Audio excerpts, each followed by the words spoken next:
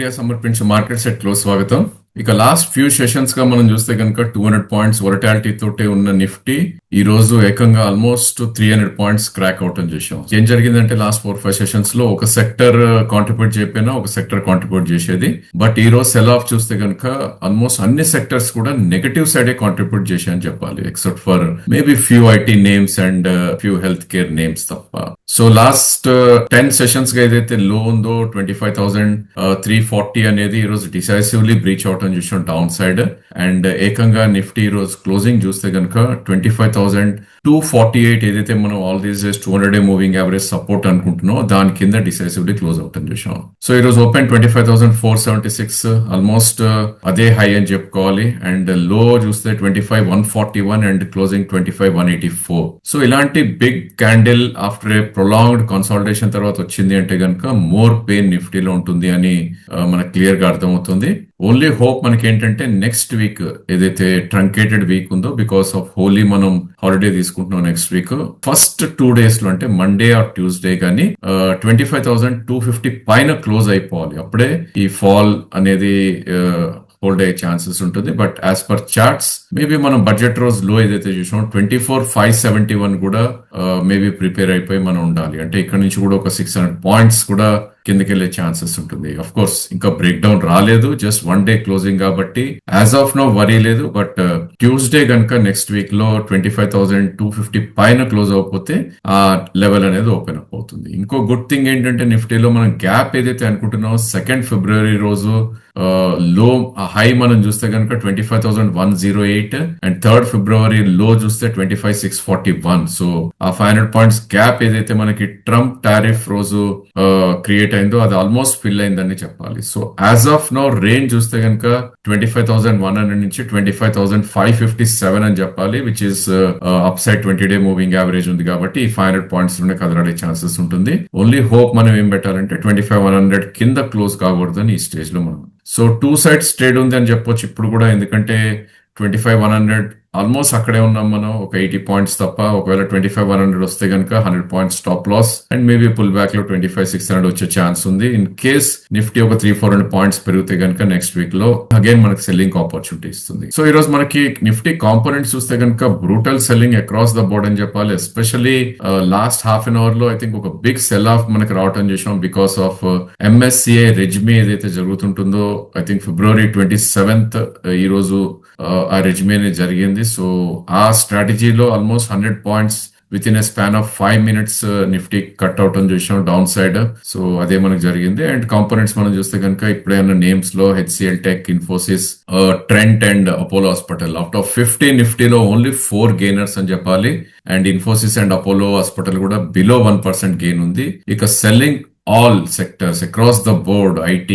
IT of course కొంచెం better గా ఉంది ఫాల్ లో, except for Infosys and HCL tech. Biggest నాక్ తీసుకుంది ఏంటి అంటే కనుక ఫార్మా, బ్యాంకింగ్ అండ్ ఫైనాన్షియల్స్, అదే విధంగా ఇండివిజువల్ నేమ్స్ లైక్ అదానీస్ కానీ, రిలయన్స్ నేమ్ ఇండివిజువల్ హౌసెస్ లో రిలయన్స్ కానీ, ఇన్ని రోజులు మంచిగా పర్ఫార్మ్ చేస్తున్న insurance names like SBI life కానీ, HDFC లైఫ్ కానీ, అదే విధంగా auto names like Eicher Motors and all private banking names లో కోటక్ లాంటి stocks, including strong sector like metals, Tata steel, JSW steel కూడా వీక్ అవుట్ అని చూసాం మనం.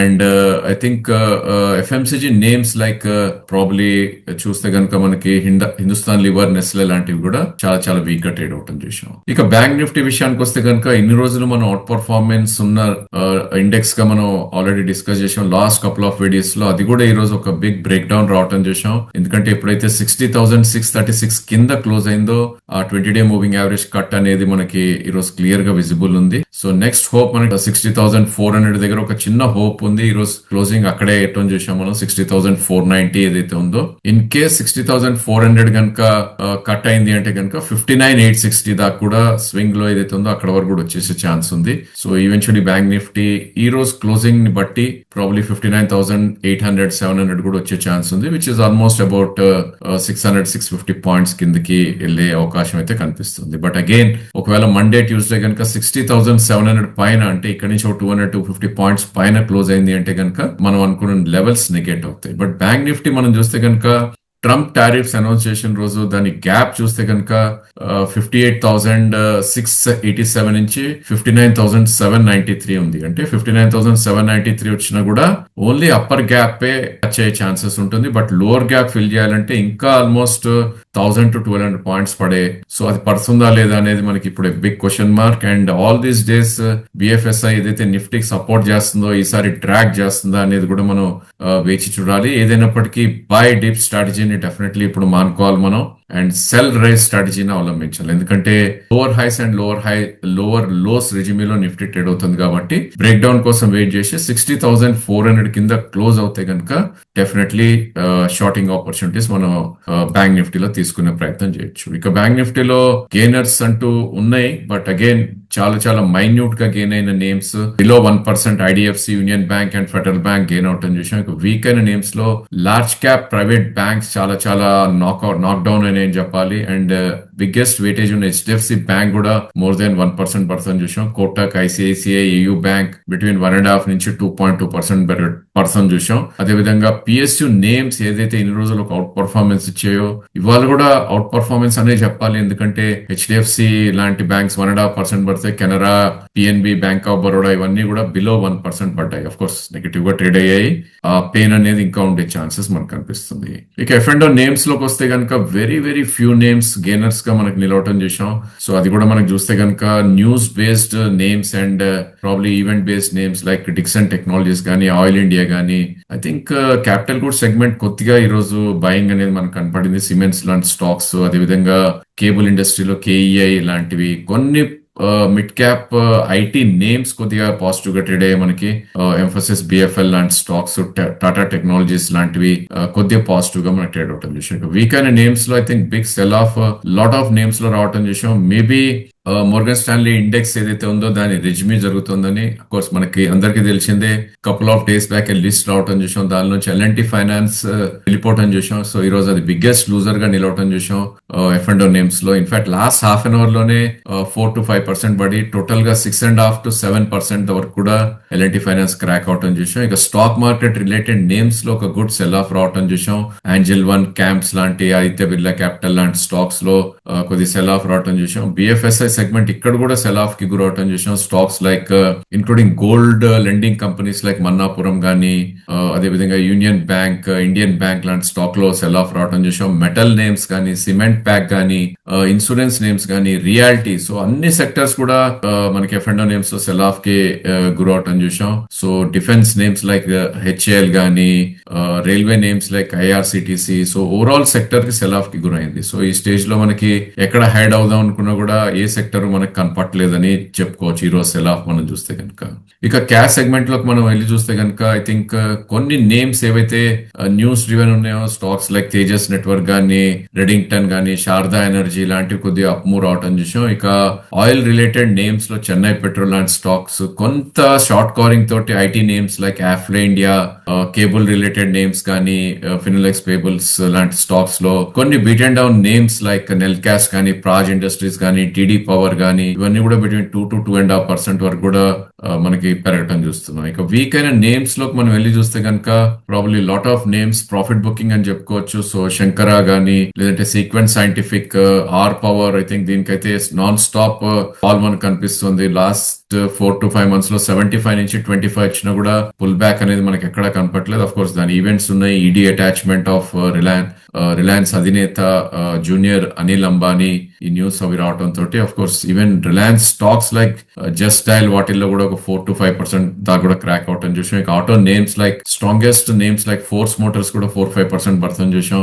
ఇక మెటల్స్ లో లాయిడ్ ఎంటర్ప్రైజ్ గానీ, even pharma names like SMS life, SMS pharma లాంటి స్టాక్స్ లో, defence names like Apollo micron లాంటి స్టాక్స్, అదేవిధంగా బ్రోకింగ్ రిలేటెడ్ నేమ్స్ లో అడెల్వీస్ లాంటి స్టాక్, మోతీలాల్ ఓస్వాల్, ఇవన్నీ కూడా చాలా సెల్లింగ్ కే మనకు గురవటం చూస్తున్నాం. ఇక I think even real estate names like Sobha లాంటి వాటిల్లో కూడా మనం ఈ రోజు క్యాష్ సెగ్మెంట్ లో సెల్లింగ్ అవటం చూసాం. సో మార్కెట్స్ బాగా పడ్డాయని కదా అని కొంటాం, ఇట్స్ నాట్ అడ్వైజబుల్. సో మనం గత కొన్ని వీడియోస్ లో కూడా చెప్పాం నో ట్రేడింగ్ జోన్ లో నిఫ్టీ ఉంది అని. ఇప్పుడు ఒక బ్రేక్ డౌన్ రావటం చూసాం. సో దాని spill over short and small and mid caps కూడా ఉండే ఛాన్సెస్ ఉంటుంది. సో అది we should be very very careful. Of course results ఎక్కడైతే బాగా అనౌన్స్ చేసి స్టాక్స్ 10 to 15% పెరిగాయో, ఆర్ న్యూస్ బేస్డ్ స్టాక్స్ ఏవైతే 15 to 20% ఆర్ 30% పెరిగాయో, లైక్ డేటా సెంటర్ కంపెనీస్ మనకి చూసాం లాస్ట్ వీక్ బాగా పెరగటం చూసాం. ఇన్ఫాక్ట్ ఈ వీక్ లో కూడా కొద్ది కరెక్షన్ రావడం చూసాం. అలాంటి స్టాక్స్ ఎక్కడి నుంచి అయితే పెరగటం స్టార్ట్ అయినాయో అక్కడికి వస్తే గనుక అక్కడ కొంచెం కొనే ప్రయత్నం చేయొచ్చు. అదర్వైజ్ కంటిన్యూస్ గా లోవర్ లోస్ హిట్ అవుతున్న నేమ్స్ అన్ని కూడా అవాయిడ్ చేయడం it's a good idea. So monthly charts కూడా ఫార్మేషన్ ఈ రోజు జరుగుతుంది because last day of the ఫిబ్రవరి కాబట్టి. సో మళ్ళీ మార్చ్ కి ప్రిపేర్ అవుతుంది. Again March is a year end factor. Most of the traders and investors కొంచెం దూరంగా ఉండే ప్రయత్నం చేస్తారు కాబట్టి అక్కడ కూడా మనం we should be little careful. So that's all for today. Thank you for watching the video.